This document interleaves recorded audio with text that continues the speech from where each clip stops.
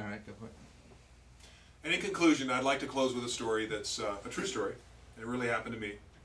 It was November 19th, 1993, and my wife said, "Honey, there's water coming out of the closet." And the Seahawks were losing anyway, so I jumped up off the couch. And I opened up the closet door, and there's the water heater. Now, I'm not a plumber, but I can fix or install about anything, right? So I determined that the water heater was at the end of its useful life because you see the water was coming out the bottom instead of the top. So I condemned it, and I wrote the model and the serial number and the voltage and the amps and the gallons, and I went down to the store and I got a new one.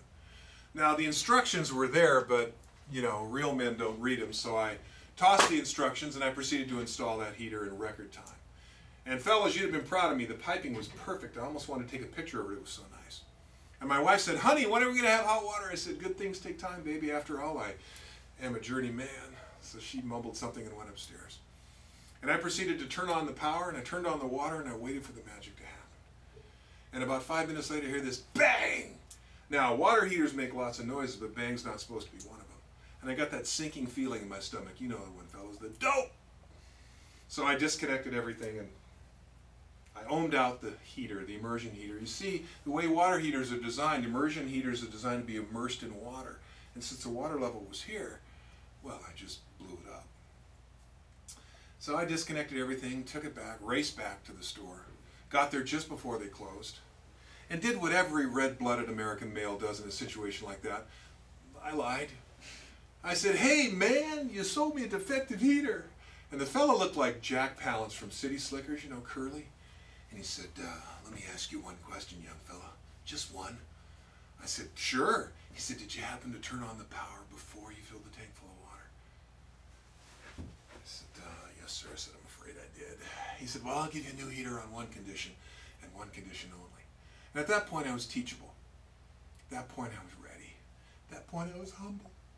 I said, "Anything." He said, "Here are the instructions.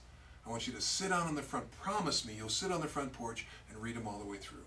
And I said, "Deal." And true to my word, I got home, and yep, I got to page 3, and it said, "Warning, under no condition you turn on the power before the tank's full of water." I thought, I missed that.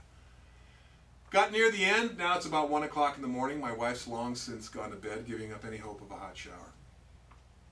She said something about the horse I rode in on. I really don't remember the details. And it said on page 67, now it's time to remove the cover. I removed the cover, and here's a giant red tag. And what do you suppose the red tag said?